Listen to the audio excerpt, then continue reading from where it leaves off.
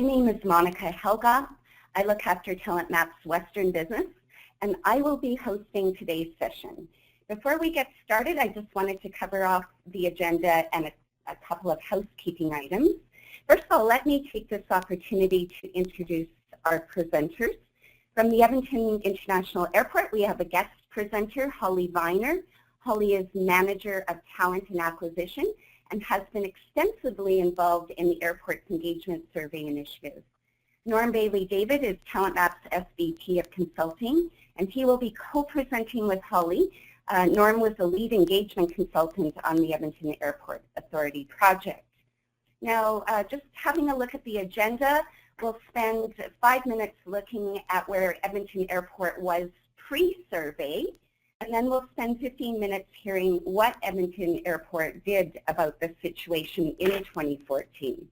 We'll then spend another 15 minutes just looking at how TalentMap assisted the Airport Authority, and then another 5 minutes looking at the end result. Finally, we'll reserve 5 minutes or so at the end of the session to field any of your questions, and you'll be able to use the chat feature. You'll see that to the right of your screen.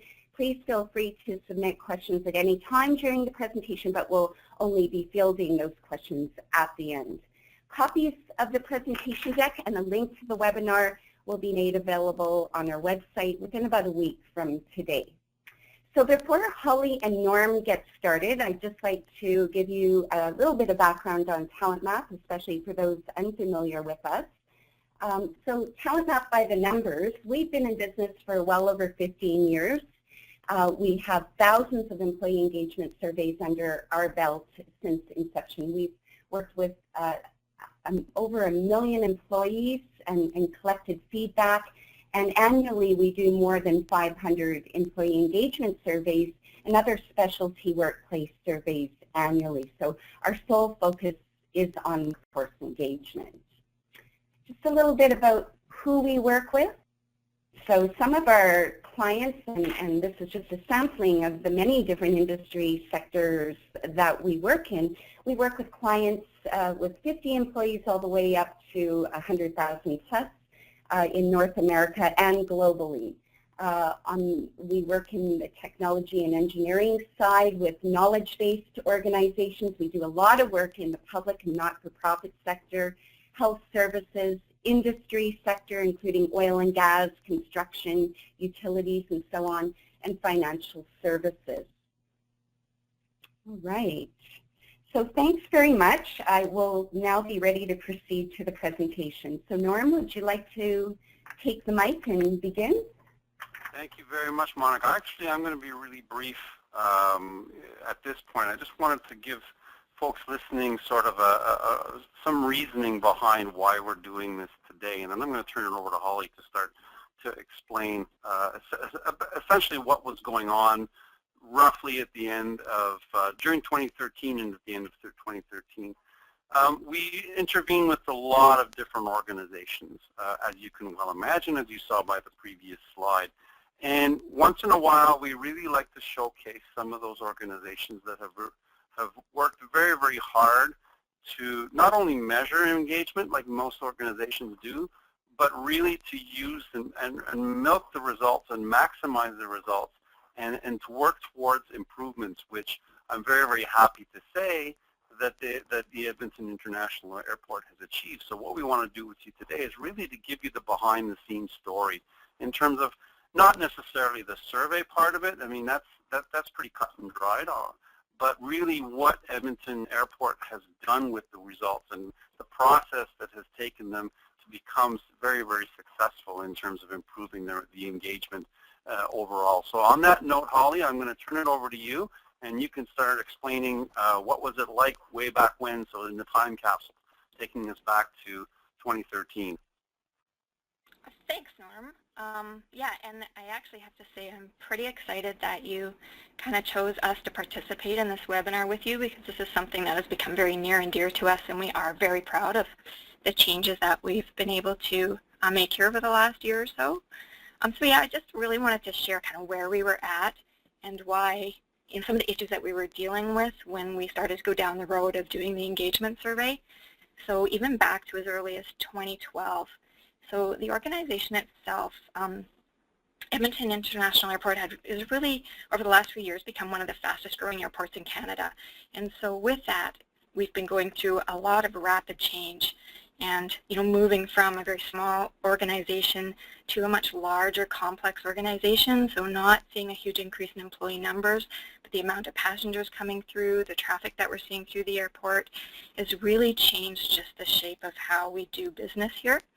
And so with that, we really needed to step back and look at, how do we need to change the way the airport authority is structured. And so in 2012 and throughout 2013, we went through a complete reorg. So a shifting of, how business units were set up, looking at, the way we have our talent, the way we go about attracting talent, what are the internal skills that we need. So all of that happening very quickly. At the same time, we needed to make some changes in our HR department, moving from very transactional to a transformational department, supporting the organization in a different way. Starting with really stabilizing and improving through those core HR programs. So that was really our focus in 2012. And developing a new people strategy. So one that was focusing on leadership development, creating an engaged team, an agile team of employees across the organization, and really bringing people along with us.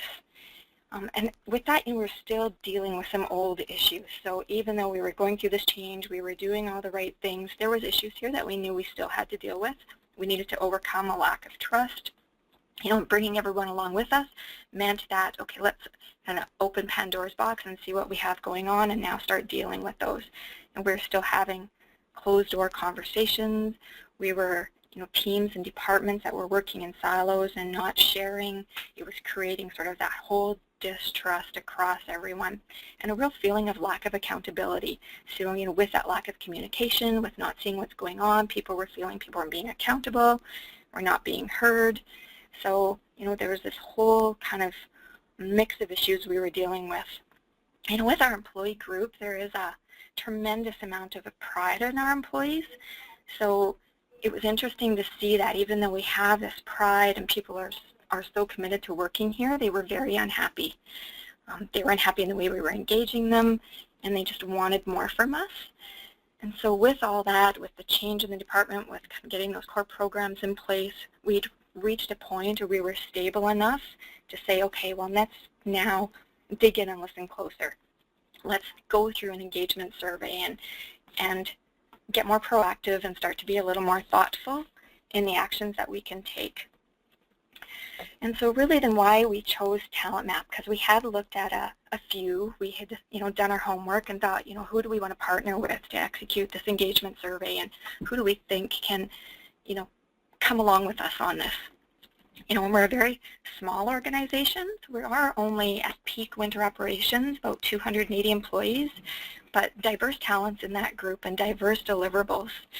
So, some folks are very operational, others very supportive. We have our sales group, the real development, airport development folks.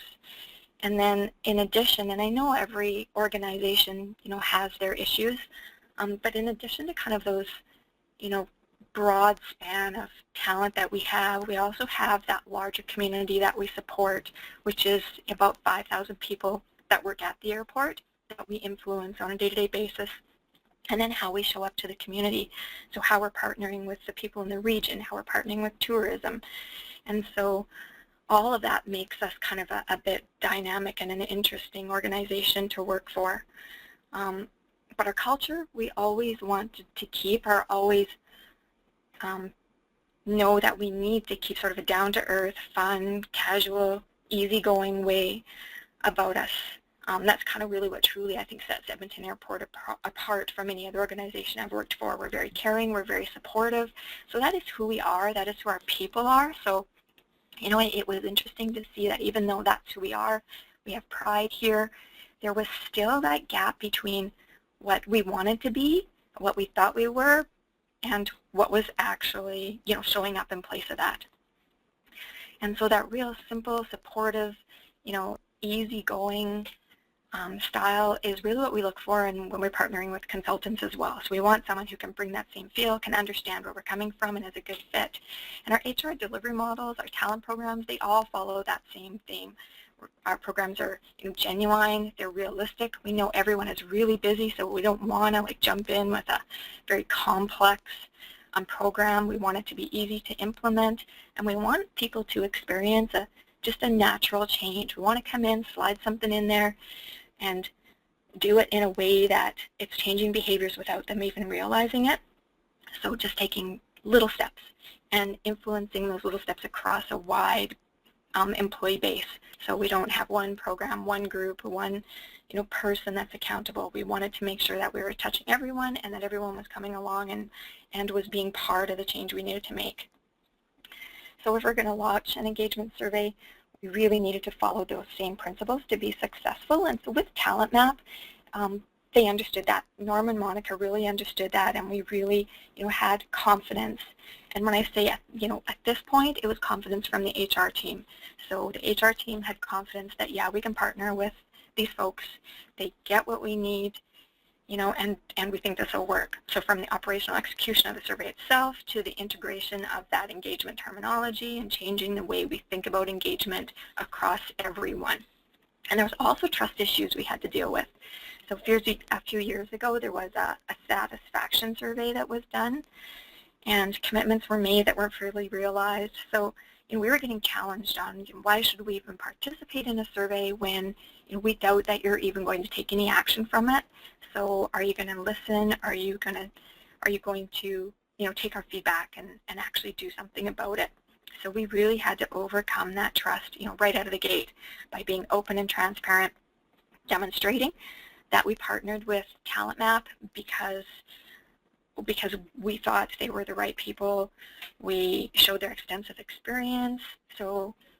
And that was not only important to our senior leaders. We often get that from our executive group, like, why did you partner with this consultant? Do they have what it takes? But we had to show that to all employees. We had to come out and say, look, these folks, this guy, look at this guy, Norm, we think that he knows what it's going to take to help us here.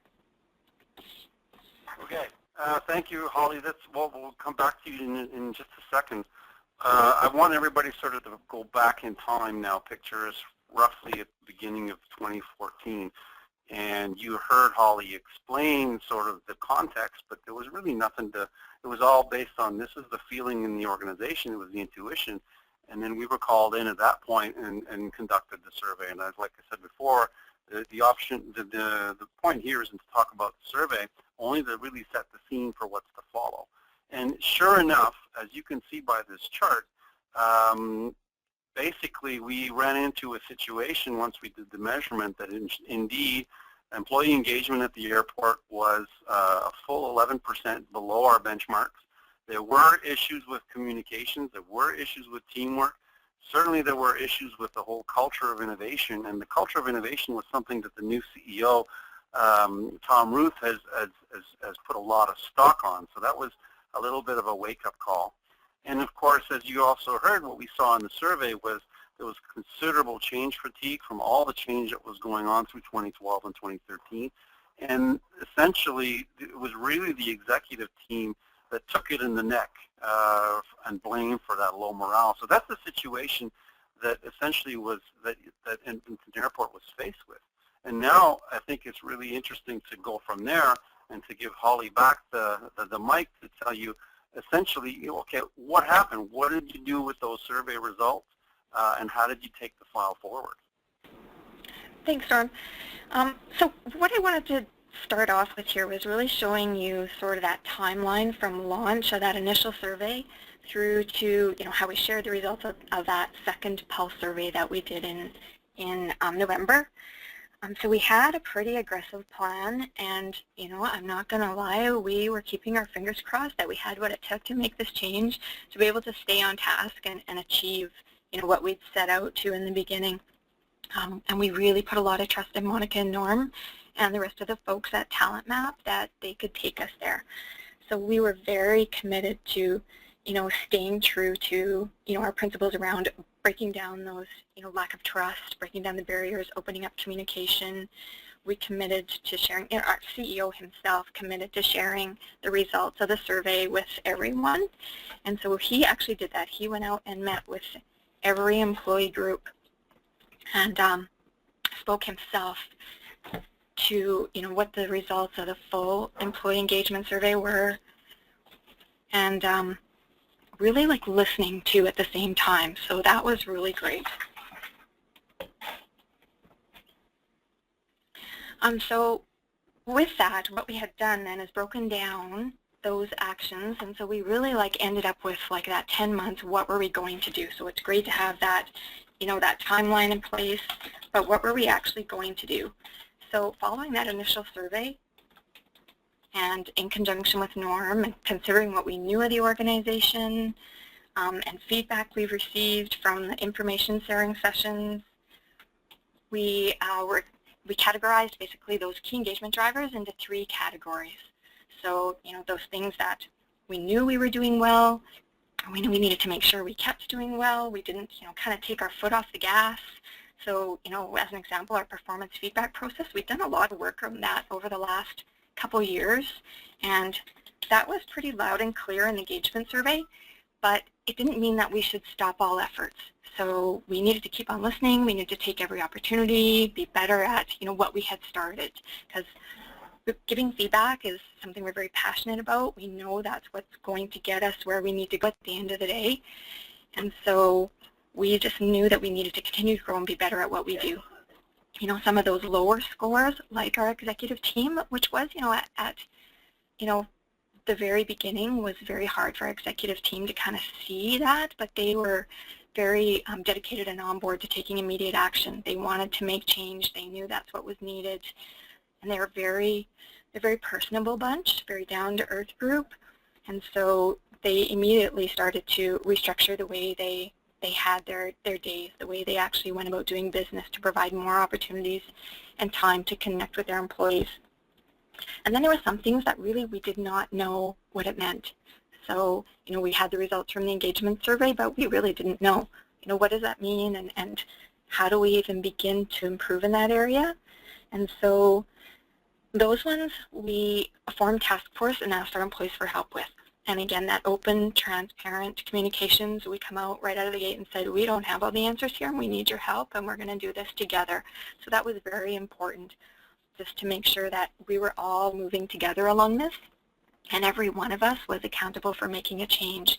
So it's not, an HR initiative, it's not an executive committee initiative. We were asking our employees to come with us and help on that. And so that kind of categorized those main things we wanted to look at. So there was those other dimensions or those other drivers of engagement. They were kind of ended up being medium-low priority to us. And what we heard through the survey is that we're doing okay in those areas.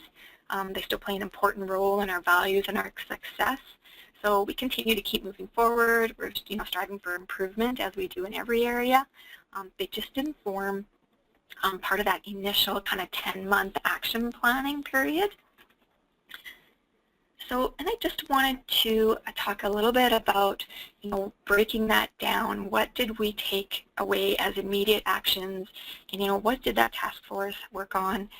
And so really, for those drivers that were most important to us, and those ones that we knew we weren't doing so great at, and may have been driven from a specific area or group. So, for example, communications, we began working behind the scenes to address those gaps. Our executive team, again, if I can just speak to them, they were very committed to improving employee engagement. As I mentioned, they recognized quickly that they needed to do some things themselves, and so we helped them become more available. So, just getting out on the floor, scheduling time in their calendars to be more available to their teams, to listen to what's going on.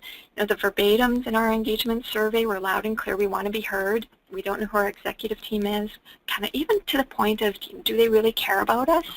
And so we supported them in just getting out on the floor. Just talk to your employees every time you see someone. Just talk to them, get feedback real time. And that really helped. That was such a, it's often something that every organization says, this is what we need to do, this is what we need to work on, but to really, kind of put the boots on the ground and make that happen there needs to be a conscious effort to do that. We also made that executive group more approachable. So they are just real people. We started to provide some fun tidbits about them, really showing who they are as a person. We ran an employee contest, and actually it's still running, where we show a profile, but the personal side of our executives, and then we have a contest, and people can actually answer questions about, why does our senior legal counsel, why is he going bald? So we really had a lot of fun with it. In addition, we made them come out into the organization with us and be more visible when we were doing employee events. We had a lot of fun with a bicycle race this spring, where we actually put them on little children's bikes with training wheels and had them race around the floor. Raised money for charity, but they ran with it. They put on costumes, and we had so much fun, and it's just really started to break down those barriers. We put a lot of focus on communication, so sharing more and sharing often. And this was something that actually was a huge impact to the organization. So we made a people promise to be more transparent, made it easier for leaders to share information. We really stopped and asked ourselves, why wouldn't we share information? Why wouldn't we share everything we can? Like, what's stopping us from doing that?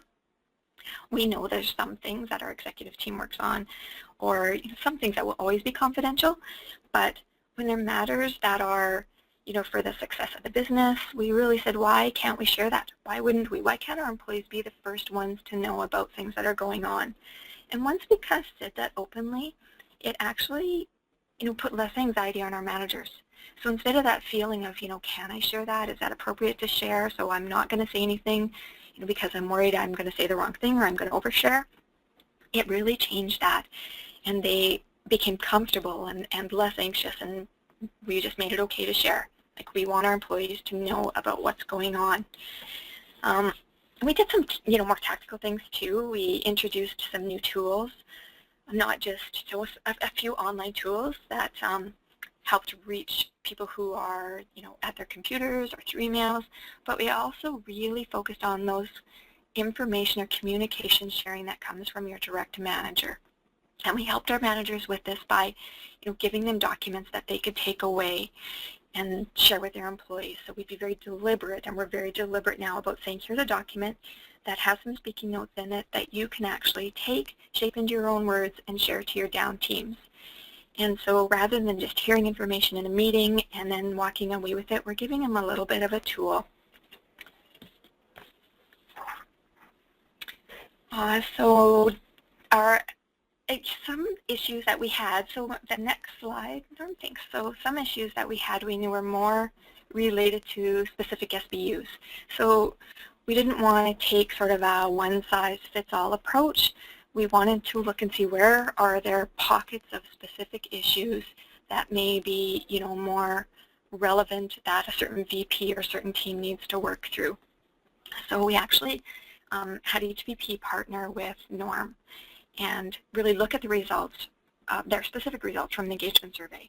So they can actually filter. We had that feature from TalentMap where we were able to filter into specific business units and departments. So they took away their results and they worked with Norm to really delve into what was the issues within their department and understanding what were the engagement survey results telling them about their department and how could they actually affect change within their team. So broader organization issues going on, but what was unique to our department that I needed some help with, and how could I take it out to my team because they actually have some unique needs.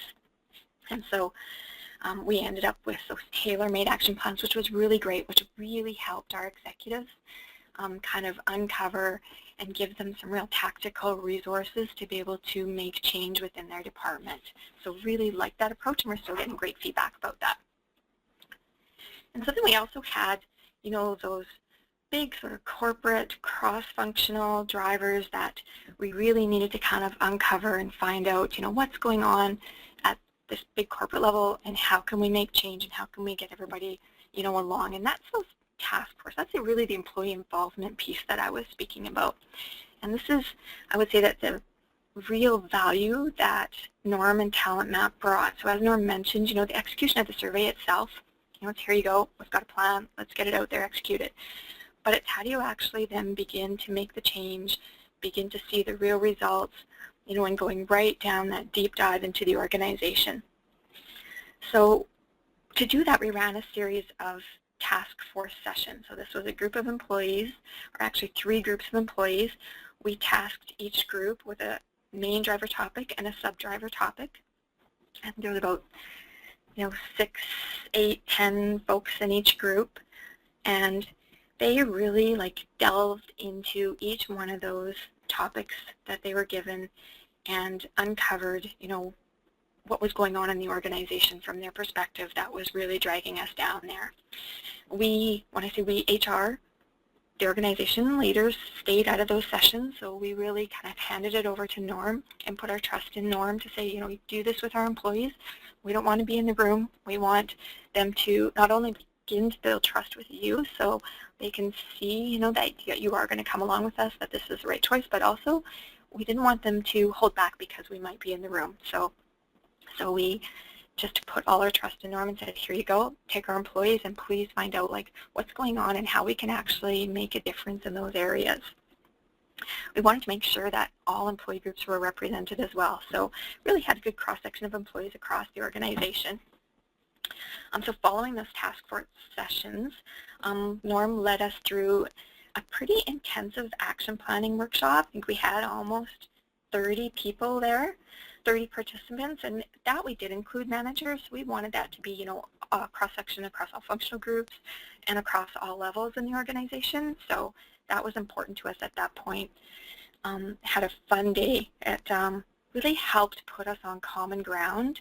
It formed relationships that are still in the organization today. So and people are still talking about that workshop. So it was great, and I know Norm's going to talk to you a little bit more about that a little later on, but it was probably the best part of that whole support we had from TalentMap is those 2 days, the task force and the workshop. So I think I pass that back over to you, Norm.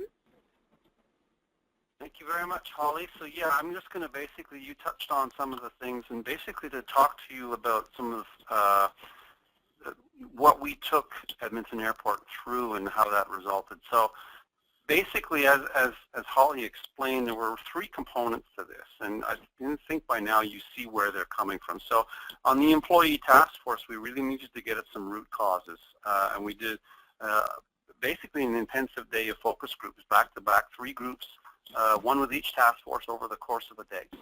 In between days, this was a Tuesday, Wednesday, and a Thursday. In between days, I did one-on-ones with the senior leaders, and it was really to provide a forum for them in confidence, because there's only limited people when you're in that position, a VP, an EVP, an SVP, or the CEO even. You can't talk to just anyone in your organization about some of the issues you're having. So that gave them a sounding board, and I could guide them with context in terms of what to, look at what they're looking at in terms of their own group's results, critique their action plans, and just basically put them on the right path. And this only took about an hour each with each of the VPs. And then there was the Jumpstart workshop that Holly's referring to, and I'll talk about that in a little bit more detail, because it really is the highlight and the catalyst. We call it a Jumpstart workshop because it does exactly that. It jumpstarts the action planning process. Basically on this slide, I won't go through all the results, but what are some of the root cause issues we came up with or we discovered? Some of it was actually intuitively known, like the lack of trust. And if you look at that diagram, we call it a mind map, and that's basically it's a photo of a flip chart page. And you can see throughout the diagram, it always comes to no trust, no trust, no trust. There was issues of the trust, there was issues around accountability, there was really simple issues around people in an airport just didn't know each other from operations, people who worked in the tower. You would have a gathering and people would be meeting each other for the first time. And of course, when people are out of sight, out of mind, cross-functional collaboration by email doesn't necessarily work all that well. So those were some of the issues that we uncovered. And then came the Jumpstart Action Planning Workshop. So first of all, what is that? What are we talking about here? And really what it is, it's an intensive day that we put our clients through. Like Holly said, anywhere between 25 to as many as 40 employees, even 50 in some groups. And in Edmonton Airport's case, we roughly had about 30 people in the room. If you see the photo on the far right, there's Holly. What you also see are a couple of things, outputs over the course of the day. So the morning is really based around creativity, is around helping people break out of the envelope, think of new things up. You know, you ask people to action plan, and inevitably they get caught and mired in same old things like, you know, let's send more broadcast emails to communicate, get the message out. Let's have more staff meetings so people know what each other are doing. And of course, those are, you know, it's not employees' fault that they don't come up with something creative. They're talking to the same people every day around the same issues, so that's going to be the inevitable result. So what this does, it really helps them break out of that through a number of exercises. And then in the afternoon, it's all about really honing down anywhere from 50 to 70 ideas. You see some of them here on the right-hand side on that action idea wall, prioritizing them, and then evaluating them, developing them into an action plan. So what came out of that day was really the kickstart for what was to follow in terms of moving to an actual action plan and implementation. There were 69 different ideas that came out of that day, of which 15 were labeled by the employees in the group as priority, and they were then in turn evaluated and action plans were developed. So just an example, I picked out a couple of very, very easy to do or easily implemented examples, things that were quick wins. One of the things that came out was airport tours. And if any of you are working for other airport authorities, I saw a number of you had registered from different airport authorities across the country. You might think that just airport tours, we already do that. Well, essentially what people were it was building on the pride, the very strong pride that people had, which is an engagement driver. And then understanding the facility, understanding who takes care of what, and providing employees that exposure to that, and then building on that pride. So it was an idea that came out of this session. And then what we do with that idea is essentially it gets evaluated in work groups. So in the afternoon, you can see there's an exercise that we do. It's called Pluses, Potentials, Concerns, and Overcoming Concerns. And then really just fleshes out the idea. Anticipate some of the barriers that are going to happen, and then starts to look at how that happens. So of the 15 ideas that were chosen, that was done for each one of them. And then the following step was really to get the rubber to hit the road in terms of who would be responsible, when would it take place, who would be responsible for checking it, and so really the implementation aspect of that. So that's really, when you take that and you multiply that out, you take those 15 action ideas, the 69 total action ideas, and essentially it was left then to the task forces to say, okay, this belongs to us. We own this. This came out of the workshop. We're going to go present that to the Executive Management Committee, get approval, get buy-in, and then it's run with it. So then we fast forward through the most important part, which was the implementation. Of course, TalentMap had nothing to do with the implementation. All the credit there goes to Holly, her team, the employee task forces, etc. So the real proof is in the pudding. And just a little anecdote before I actually show you the results is when Holly and her team came to us in late November, early December, saying, "No, we really want to do a pulse survey. We want to understand, you know, if we've made any progress." And this was 9 months only after the survey, only 3 months after we did the workshop. So in our view, from doing this pretty much every day, we really counseled against doing that. We said you haven't had time for the action plan to take hold yet, and the last thing we want to do is to send another survey out there and have employees say, well, nothing was done yet because it hadn't had time to gel. So that was our previous experience, and to their credit, they said, no, we insist, we need to have this done. So we executed a pulse survey in early of this year, January of this year, and then lo and behold, what did we find? Well, if you remember the drivers they looked at, teamwork, 13% increase. Information and communication, 13% improvement. Innovation, 7% improvement. Overall engagement, 4% improvement. Now, you might be thinking, well, 4%, what's 4%? That's not that big a deal. What are we talking about here?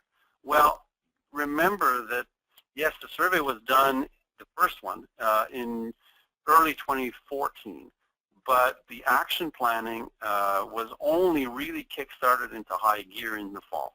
So they effectively only had about 3 months, and in those 3 months, already they had achieved the double-digit increases on the key drivers, and of course that already started to filter into overall engagement. So, of course, I mean, I personally was really impressed, and they deserve full kudos for that. And I think if I were to recap in terms of what they did best, what they did well in this whole process, what you take away from this, they did two things. They involved the employees from across the organization, created these task forces, and got people involved in the engagement process. This wasn't a top-down, management-driven, process-based exercise. This was bottom-up, and that really is what helped. And then the other thing was they humanized the senior leadership team. Now, remember, though, that executive leadership team wasn't very well perceived when we started this out. And to their credit, they did these exercises like and events like Holly spoke about, and really humanized the leadership team. And when people can put a face and a person behind the decisions, well, it really changes the perspective. So we were really impressed. I'm hoping that you've been impressed as well by everything that's going on. But then the pulse survey was done in January, and we've had 6 months since. So I'll just give Holly another crack at it here, just to explain, what's been going on since then. Time doesn't stand still, and then we'll take questions and wrap it up. Holly. Yeah, I think you hit the nail on the head there, Norm. It really was about involving our employees. You're absolutely right. It's, empowering them to make the change. And once we did that, it was just a complete shift. So from that action planning workshop and the plan that you helped us develop, Norm, we asked, employees from that workshop to come and share that with our executive group. So for them to take ownership and take to the executive team and get that direct feedback from that group. So they did just that. We ended up, some folks just didn't want to do it. Some folks didn't want to come, but we ended up with about, I think, 6 or 7 people from the workshop that come with me and met with our executive group to share that action plan and go through. We had prioritized what are, sort of those top priorities or those top ideas or actions that we wanted to implement. We talked about them, and out of that, our CEO, with the support of his team, put the blessing on the action plan and basically said, yes, like, what do you need from us to make this happen? And we ran with it. And so from that, we ran with it is kind of a big word, but we ended up forming an engagement committee. So that initial group of 6 or 7 people, with a few others that come on board afterwards, we now have an engagement committee that meets on a regular basis, and they help take those ideas, that initial action plan, to implementation. And so not doing the actual actions, not building the plan, not taking any specific idea and running with it, but really getting the involvement from whoever in the organization that idea might belong to, or whatever department would be accountable for owning that idea or that action. So airport tours ended up being our communications department that took ownership of that. And we've had, different suggestions, from small suggestions. We had been asked to put a first aid kit in our kitchens, and so we sent that over to our safety group, and they ran with it, and we ended up with first aid kits within just a couple of weeks. So some small actions happening, to some bigger actions that we know are going to take a little bit more time. But really what happened is that employee group with the executive and senior management team committed together to collaborating, to listening to the rest of our employees and carrying forward actions and ideas together whenever it made sense. And that employee group actually, they sit in a room and they vet the actions, and they say, is this too grand of an idea? does this make sense actually for us to implement? They talk about the cost of the idea, the timing. I've heard comments, well, we can't have, HR carry forward every idea. How would they ever do that? How can we help them? So they're really collaborating with everyone across the organization and thinking about the impact to the business and personalizing it. We actually shared this initiative, so the whole engagement committee initiative, the action idea list with our board of directors just a few weeks ago and have their full support. So that was pretty exciting for us to know that this is in their discussions. So really today we have a committee that meets with our executive group every quarter, our senior management team once a month. We have a committee chair who is meeting with our CEO in July. They talked at our employee quarterly info session yesterday about some immediate things that have been implemented. So some of the quick wins from that, original 60, 70 list of ideas. And what have we implemented, or where have we made changes since that workshop, and what are some new ideas? So they listen across the organization. They go out and they speak in their regular monthly team meetings, and they listen and gather feedback on what's happening. One of the ideas which come out of the workshop was an idea repository. And so we've since launched an idea repository, and it's a place where people can just go and actually submit an idea, whether it's an idea about how to, just improve their overall experience, or an idea about how we can be more efficient as an organization, how we can, market ourselves better.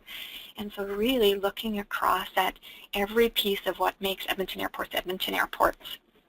And we are very committed as an organization to listening to those people. And we still are working through, how this actually happens on a day-to-day basis, how we now take that huge extensive list of what was the original, list from the workshop, and the new, 20 that have been submitted on the idea repository, and make sure that people are feeling valued when they give the feedback, or when they submit an idea, they're getting the feedback. So the engagement committee has put a bit of a workflow in place and shared it with our senior leadership group and said, okay, here's what's going to happen when we get an idea. If it belongs to you, then we're going to send it to you, and can you please commit to actually following up with the person who submitted that idea?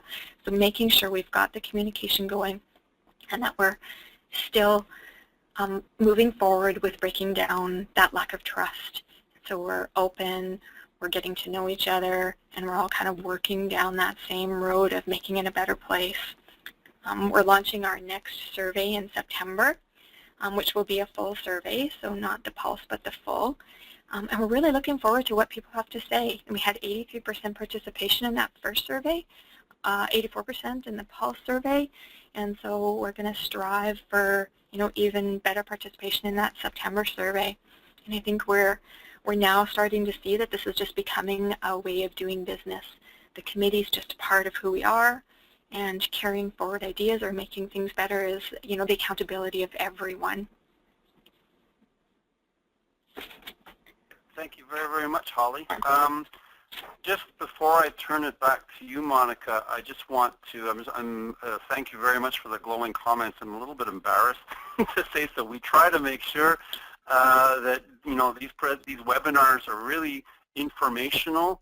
Obviously, everybody looks good when there's a success, and we'll take our little bit of the credit, but the real credit here is really around Holly, Kirsten, Jewel, and the HR team, and especially the employee task forces, because I've met a number of them, and they are really from all over the airport, from all walks of life, from all walks of work. Those are the folks that have made this real, and they're continuing to make it real. So congratulations to Edmonton Airports again, and I fully expect that whenever that next measurement takes place, that we're going to see engagement much, much higher. You can just sense it in Holly's voice, and that really, every time I go through that airport, you really sense it, those things. So on that note, please, what I'm going to do here is, as Monica is just wrapping up with where you can find TalentMap in the next weeks and months, please don't hesitate to enter some questions or comments in your questions box. And as we roll out, I'll, of course, I'll hand appropriate questions over to Holly as well. And at the end, what I'm going to do is actually flash you a number of pictures that were taken at the workshop, so you can get a feel for what kind of a day that was like. So, Monica, over to you. Well, thank you for sharing your experience with us, Holly. It was very interesting, and thanks very much for your insights, Norm.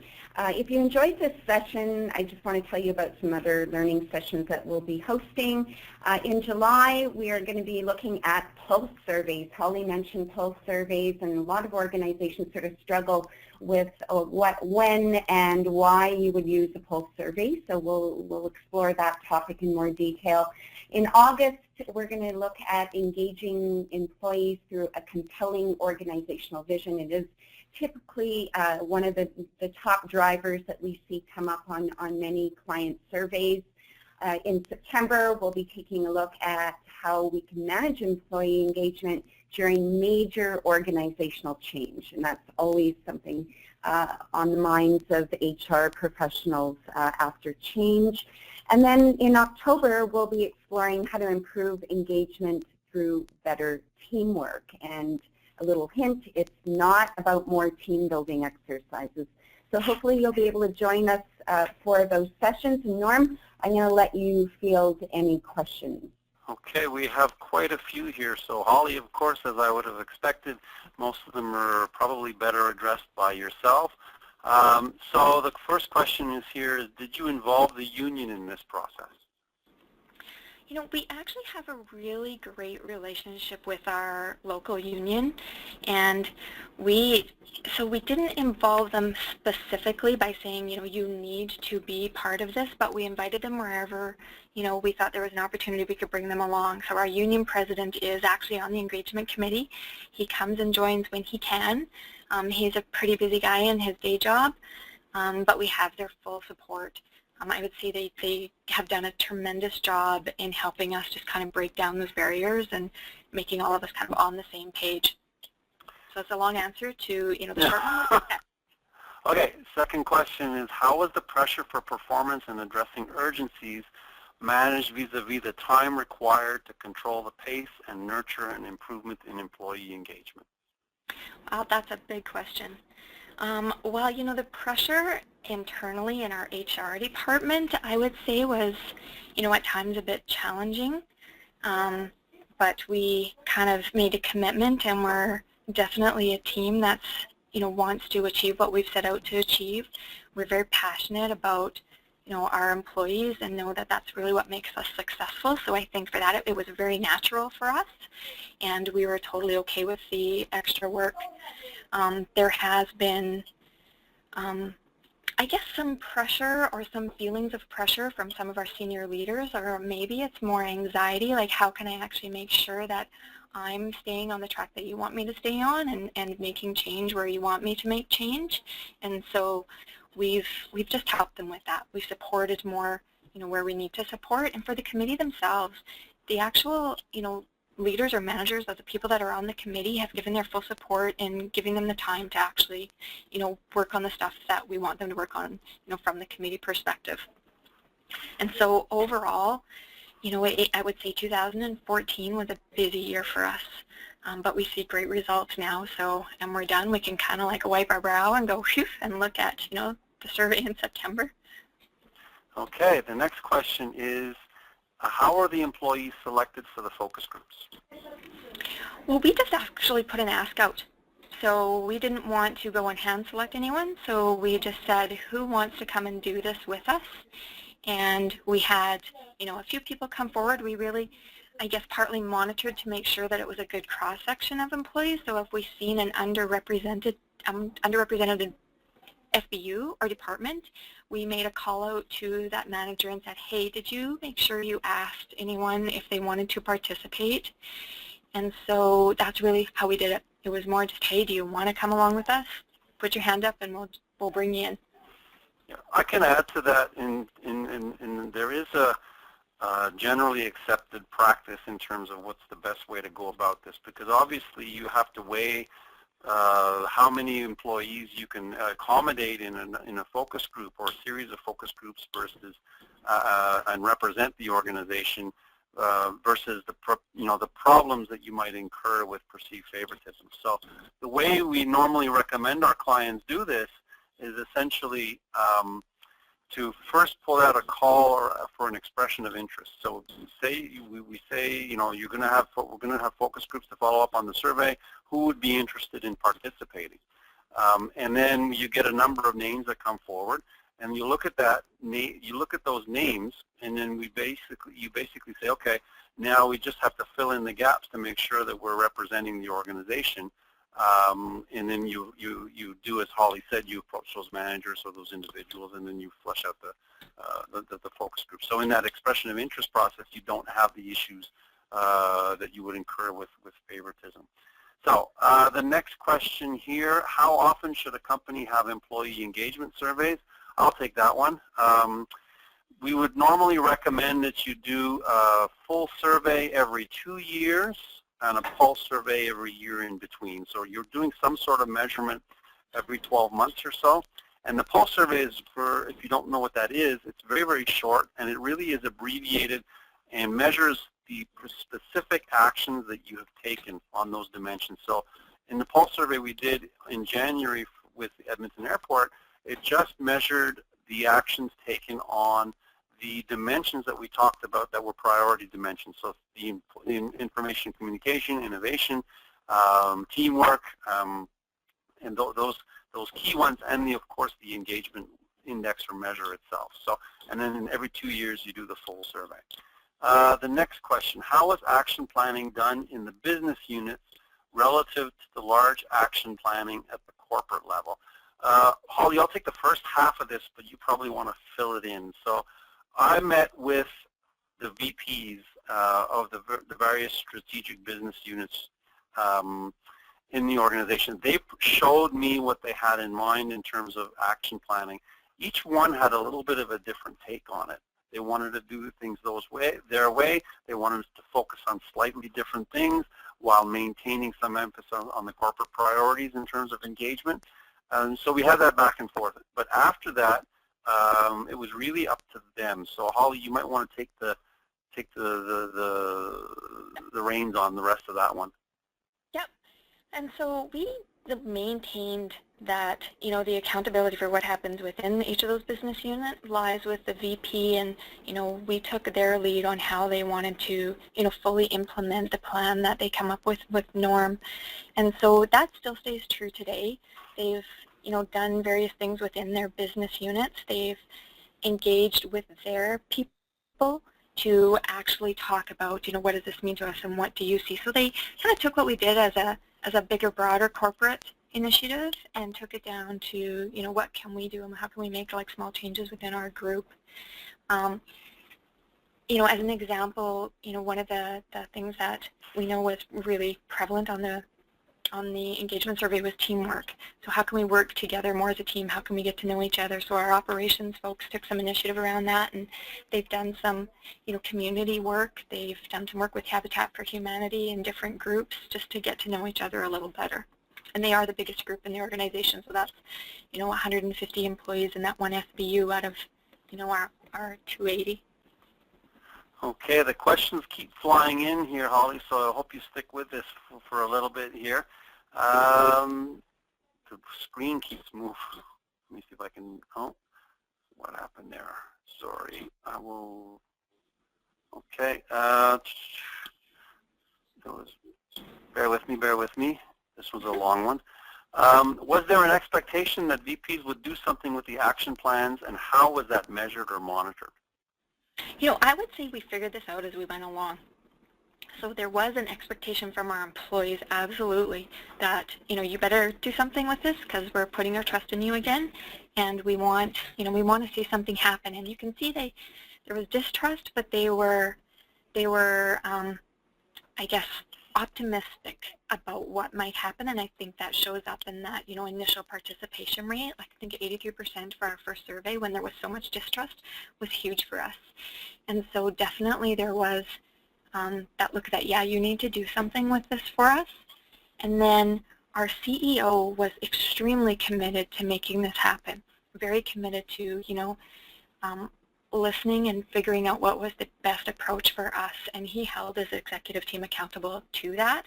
And it didn't take much. I mean, the executive group as a whole were on board, and especially with the passion from our CEO, that was a pretty easy win. I think where we did struggle a little bit, so this hasn't been easy the whole way through, it didn't just happen naturally. Where we did struggle was the gap kind of between how do we make that action plan real? How do we, involve now that next level of managers, those senior leaderships, because those are really the folks that are going to make it happen. So our executive committee can say, yep, that's great, we're totally on board, run with it, but it actually is, the next level down, the next level of leadership, I guess, and the employees themselves that needed to make it happen. And that we kind of stumbled on a little bit. We're definitely gaining ground now, and that's something that we've said very open and transparent about that. It's like, look, we're figuring this out as we go along, and where things didn't work quite well, we'll shift and we'll try a different approach. And now with the meeting with the CEO next month, we are going to talk to him about some of those challenges. We're going to share with him, this is now got great momentum here, but we need some help over here, and, what can we do to kind of change that? Okay, next question here was, what would you say was the root cause of the communications issue? A bit of a flux in our communications department. So support in overall communications has been an issue. And I know this isn't like an issue only to Edmonton airports. It's been an issue at other organizations I've worked at too. So, what is communications? What is the barrier? How do we actually, what does good communications look like? And so I think it's, from my perspective, the biggest issues here, and I think they're not unlike other places, is what is good communication, and how can you just help me understand how I can communicate with my employee? So we did very tactical stuff around that. We put a bit of a toolbox out there for managers and said, here's your different means of communicating, and here's how you would actually communicate with that means. So here's what would be okay in an email, but here's what we want you to do in one-on-ones. And we really focused on one-on-ones. So there wasn't a lot of discussions between employees, just that, casual conversation or that private conversation you want to have. That wasn't happening a lot. We knew that was an issue. And so I think this survey fleshed out that that's a bigger issue. It made it more real to our leaders. And so it was really just understanding what are the tools available and what should you and how can you communicate. And also, I think I mentioned before, making it okay to communicate. So people were really feeling like, what can I share? Is it okay for me to share? And, am I going to get in trouble if I share too much? And really making it okay and not getting upset if managers were oversharing. I'm going to just add to that, Holly. Looking at it from the outside perspective, we saw 2 or 3 real root causes behind the issues of communications. The first one, 2 of them are really generic, and we see them everywhere. And the third one was a little bit specific to EIA and the management, the executive, certain members of the executive team anyway. The first one, as we talked about earlier on, was really about a lack of trust. Who can I share information? Who's going to, who's going to rat me out? Who's going to, that sort of thing. So you see that in many organizations. The second root cause was nothing more than benign neglect and lack of out of sight, out of mind. The airport being a number of remote locations from the fire department over on one side, which is, off, and then there's a special significant hangar or another sort of sub-base that was outside the main tower. People just didn't think about these folks working off, outside of the main organization. And so they were often left out of the loop. And of course, when you're left out of the loop, you don't feel included. And then, so that was, and then you don't feel included, you don't trust.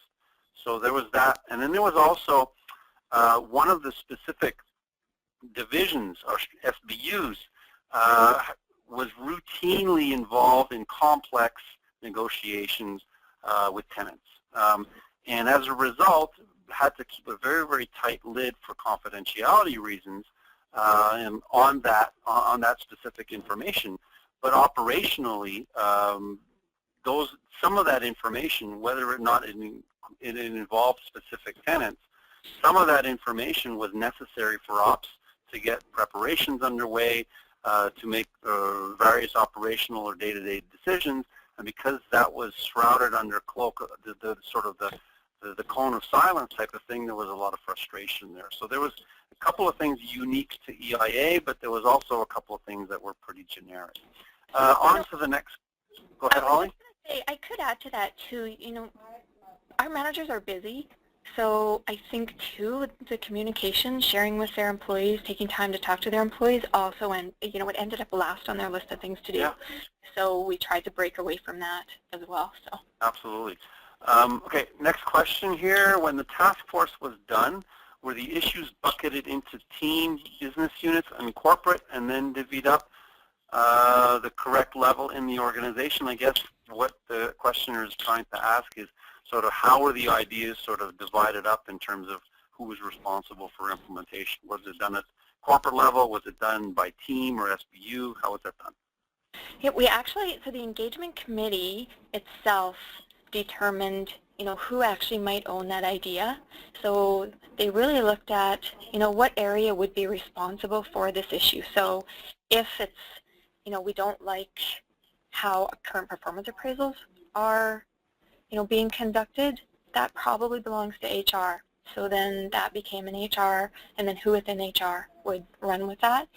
If it was, something like communications, then, that was filtered over to our communications group, and ask was from them to actually see how they could actually change or implement that idea. So it's really just categorized that way. And we're still working on, what is sort of those broader category buckets and who would be the proper person to send that to. So really taking it down to who is the specific person who is accountable.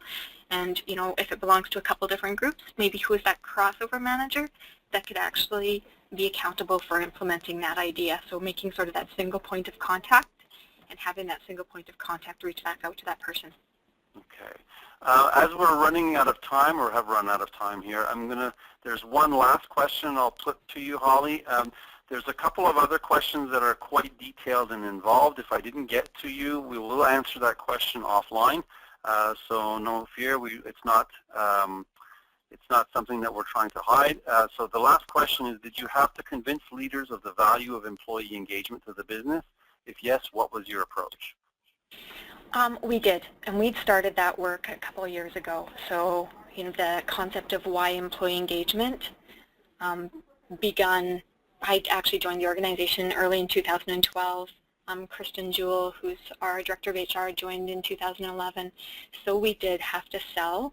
I think intuitively our senior leaders knew, our executive team knew, but it was, translating what is, that concept of employee engagement, what does that mean? And so that was something that we actually were able to do through the engagement survey by showing, this is the impacts, this is what engagement means, this is what it means to our people. And so it's slowly evolving over time, but there is definitely much more understanding, a greater understanding, a greater, interest in it now than there was 2 years ago. Yep. Just to close on that, Holly, thank you. We routinely here at TalentMap we routinely obviously interface with senior leadership teams, and we have a stock presentation or a couple of slides that really show the linear relationship between employee engagement, it's the dimensions underneath it, and of course how that impacts directly business results. And of course there's a ton of academic research that shows that, there's our own research that shows that, and then there's our own experience that shows that. So on that note, folks, I thank you for your patience. Thank you for those who are still hanging on very, very much. We will get to those questions that weren't answered specifically because we have your email and we've got your question. So we will address those in the days to follow. The presentation will be posted on our website in the matter of the next 3 or 4 business days, as well as the recorded webcast will be up in about a week and a half or so. So thank you very much. Once again, thank you very, very much, Holly, and I wish everybody a wonderful day. Thank you. Thank you.